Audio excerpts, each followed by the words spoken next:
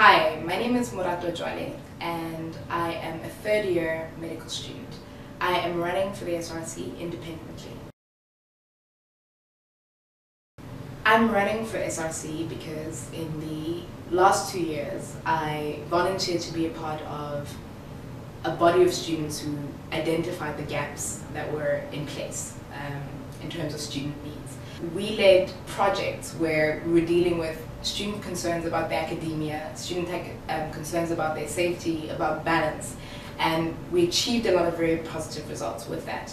And so the staff we had invited, the experts we had invited to speak on various topics at these events, then recommended that these events happen all over the faculty because they were so successful.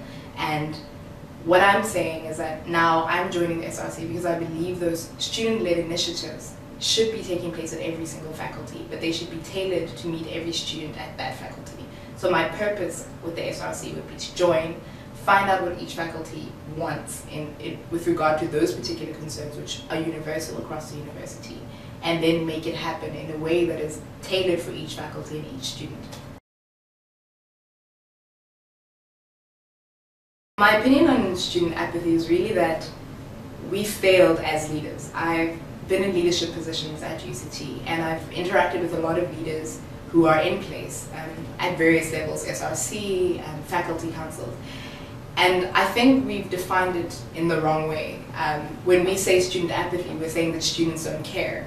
But what I really think the problem is that we're not making student issues the core of what we do. We're not showing them that student leadership is taking care of those needs.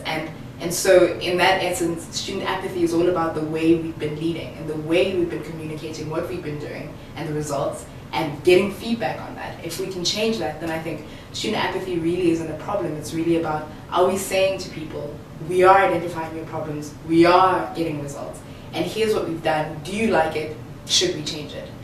So I really feel student apathy isn't a big issue. It's the way we're looking at it.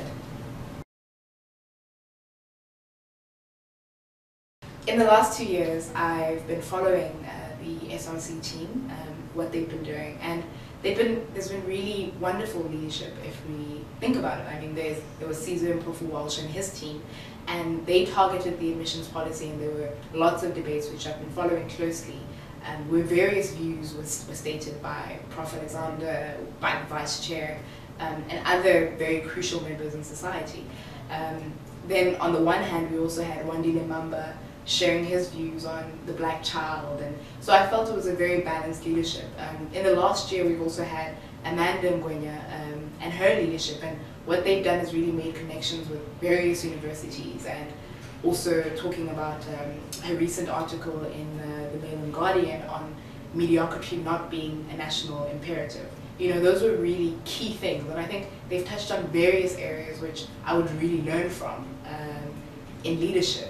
What I think is really missing is the fact that we've had great leadership, but we're not communicating what the universal student concerns are.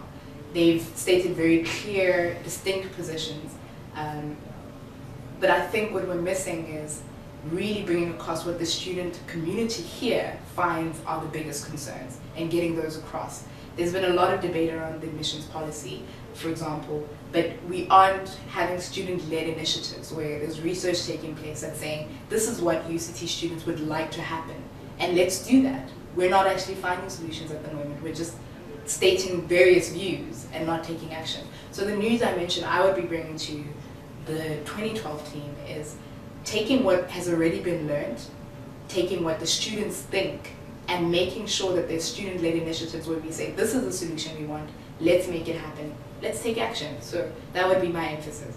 I've been also attending some conferences at Stellenbosch University, which have been arranged by the Mandela Road Scholarship team, and some of those have highlighted that really we also need to look at autonomy, delivery as an institution, and connection and networks. All of these have been achieved. Now let's make sure that we can take action and learn from all of those various examples to make sure students' needs are met. So that's a new dimension I would bring.